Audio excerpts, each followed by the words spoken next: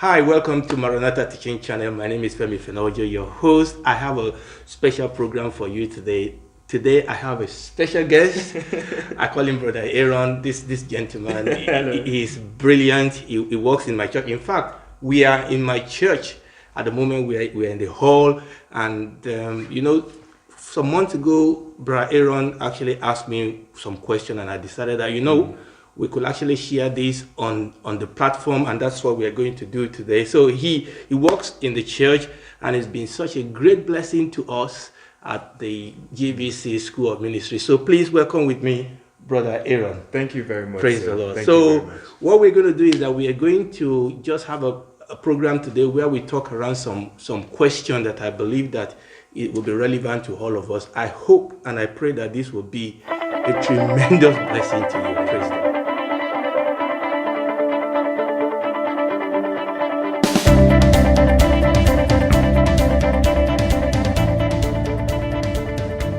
Okay, I will hand over now to Brother Aaron to ask me his first question, and really this is going to be an interactive session. I will just see how the Lord will help us. Praise the Lord. Yes, Brother Aaron. Okay, thank you so much, Pastor Femi. Yes. So the first question I have is it possible that God can speak through a person from a controversial translation? Now, I'll use the term loosely in the fact that maybe we don't know the intentions of the author. For some translations, I understand that the author may have good intentions, but might lose some essence from the actual truth. Okay. So I was just wondering if it's possible that God can still speak through modern translations that are losing their flavor, that have lost, some, I guess, power from the original translations. If that makes sense. Yes, it does make sense, and actually you raise a very good point. I think the first thing we need to look at is to define that word controversial. Okay.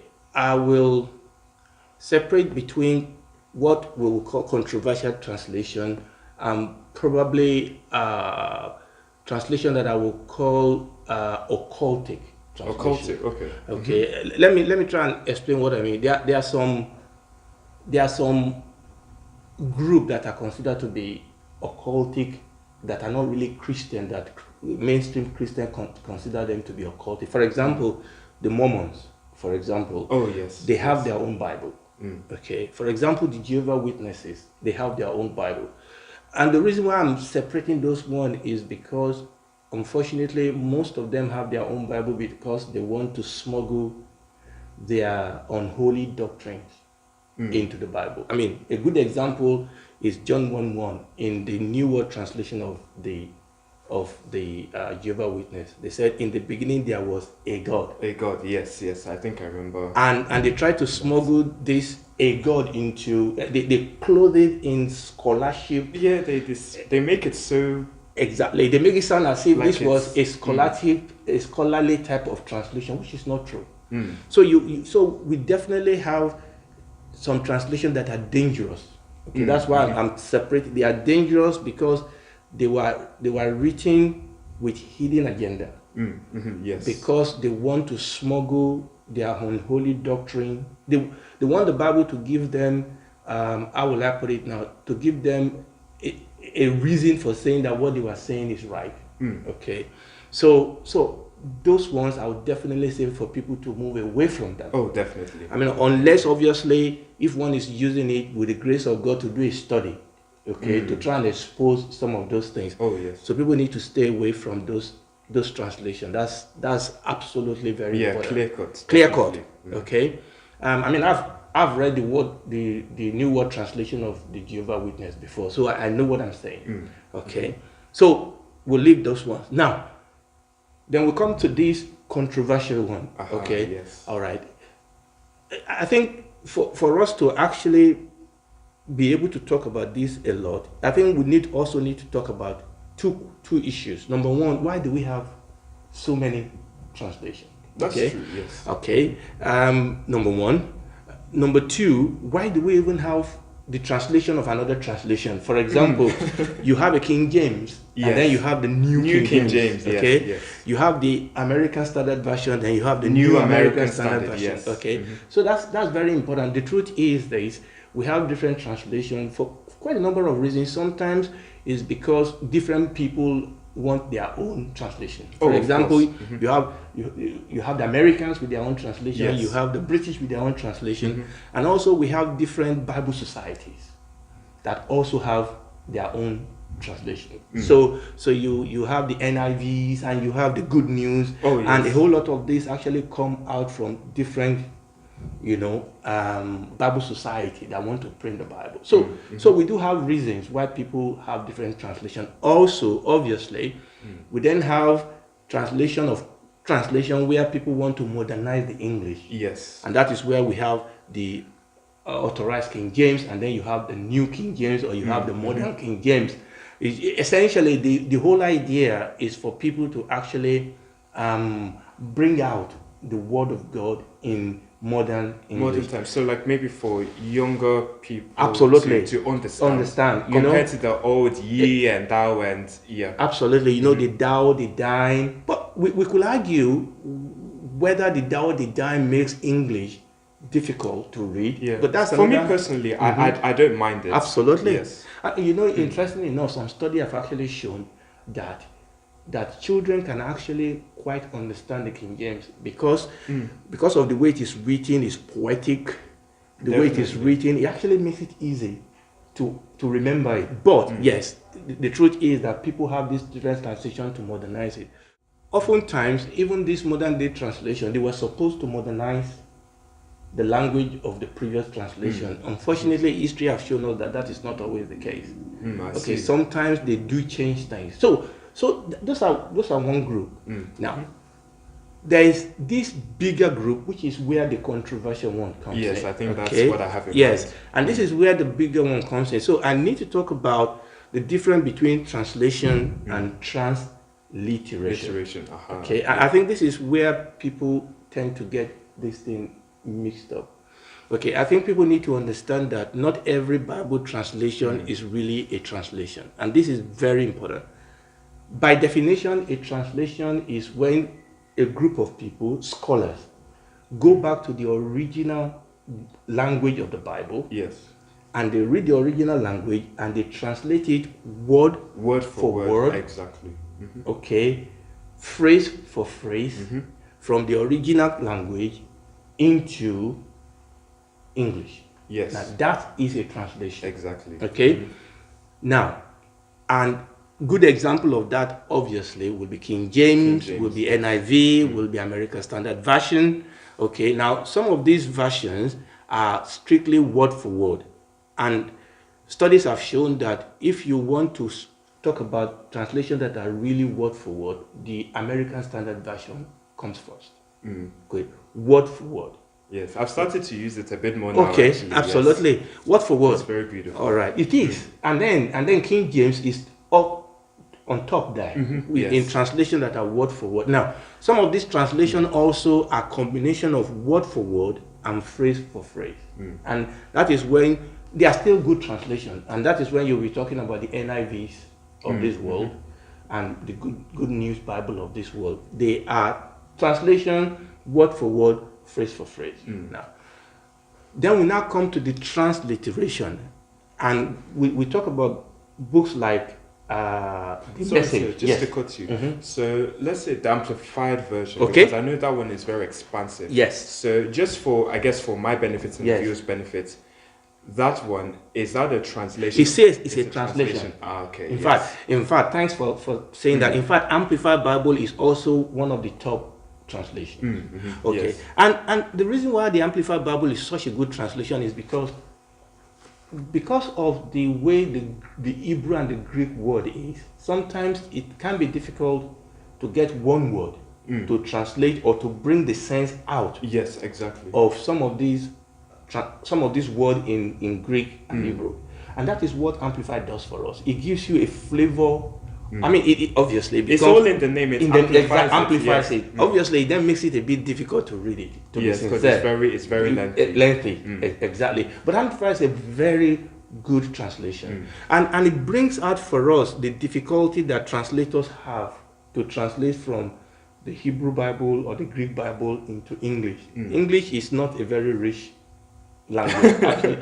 for all our pride, actually, for all our pride, it's not a rich language. I mean, things that are expressed. I mean, let's look, for example, love. Everything is love in English. I love my wife. I love my book. I love my dog. I love McDonald's. Everything all is in love. the name of love. But in Greek, there are different words for every category of love. And this is why sometimes it can be difficult. So we're talking about amplify, and amplify bring that out brilliantly. Okay. Now, transliteration. Transliteration. Okay. Now we are now getting into the realm of the message of this world, the New Living Translation of this world. Yes.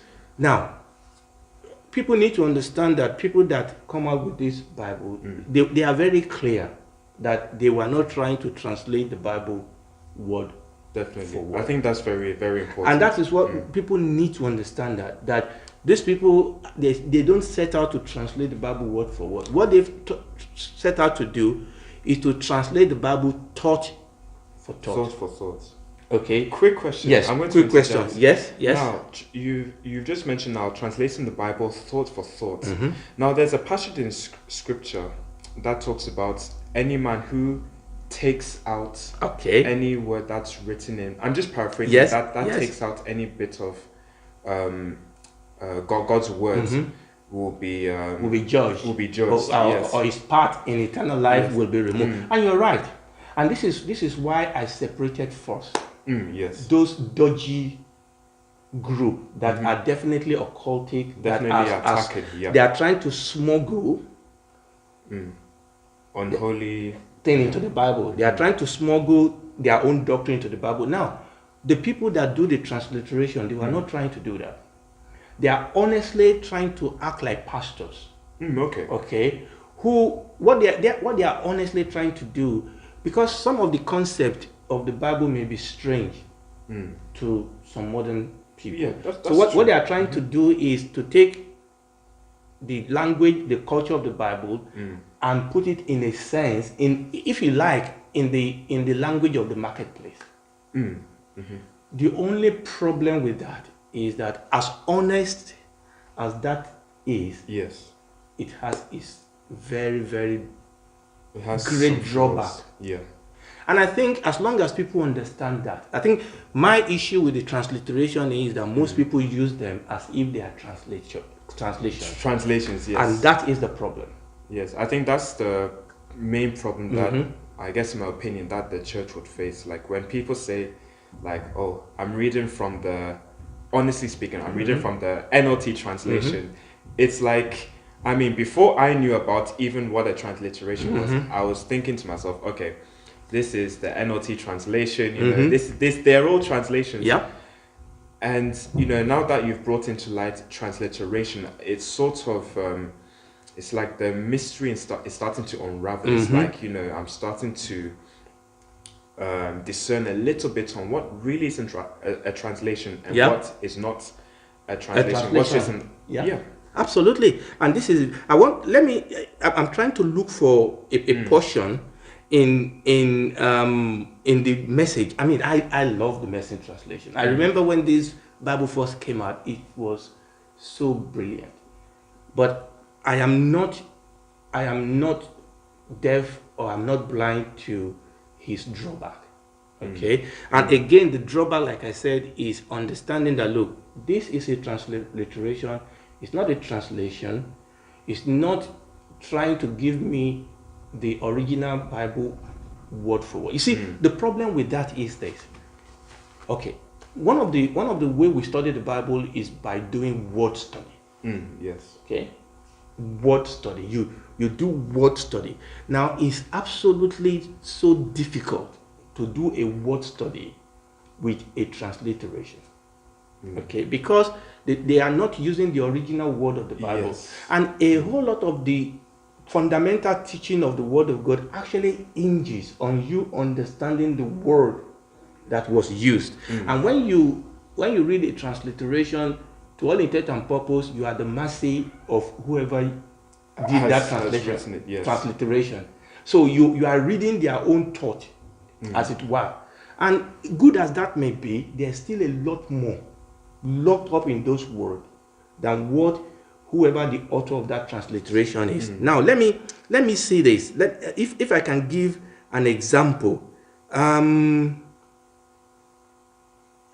So would you say that so a transliteration is sort of handicapping the word a little bit? Let's say that well, I wouldn't say necessarily handicapping your growth, but it's sort of like you can't really unlock the, how do I best say this? You can't really unlock the real flavor of the Absolutely. essence. I would definitely agree with you. The truth is that, like, let's say for a newborn Christian, let's say that I've given my life to Christ and I'm involved in a church that, let's say, uses the NLT as a basis of the translation.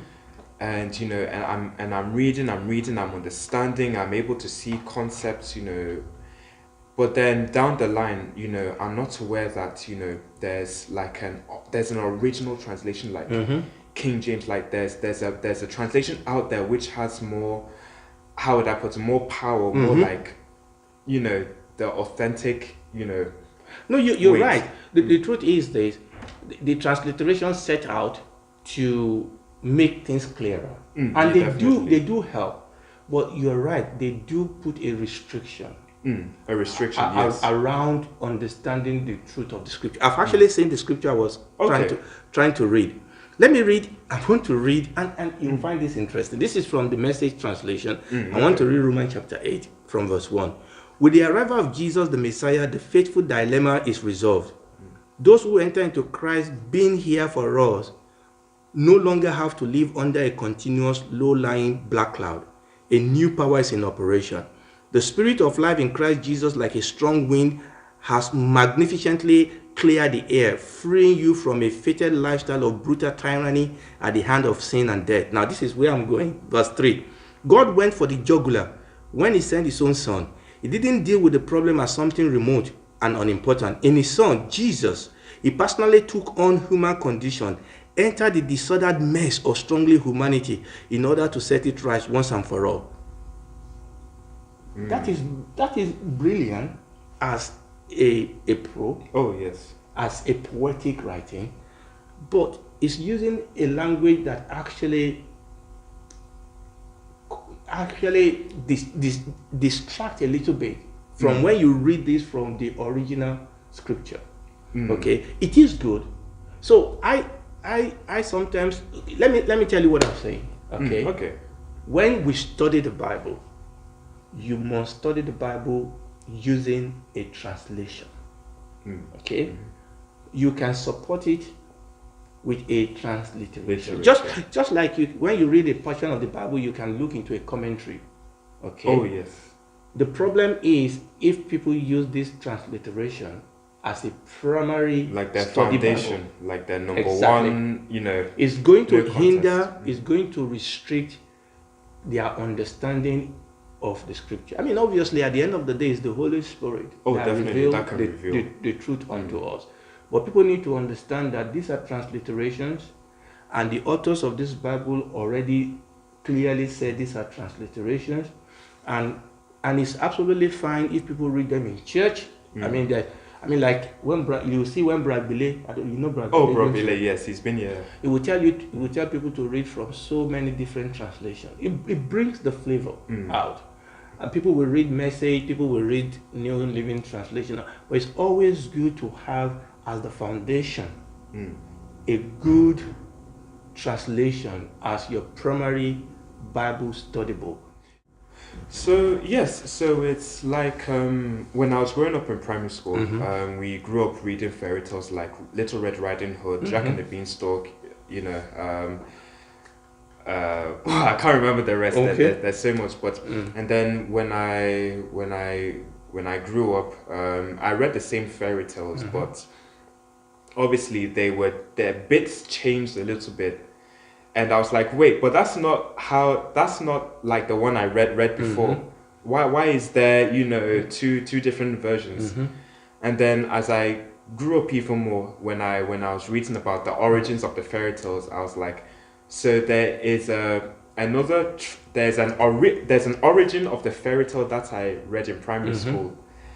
And I sort of, that example came because it's sort of like, let me illustrate this, like the NLT is like someone else's interpretation. Yes, absolutely, of the original. Of the original, yes. I mean, an honest interpretation.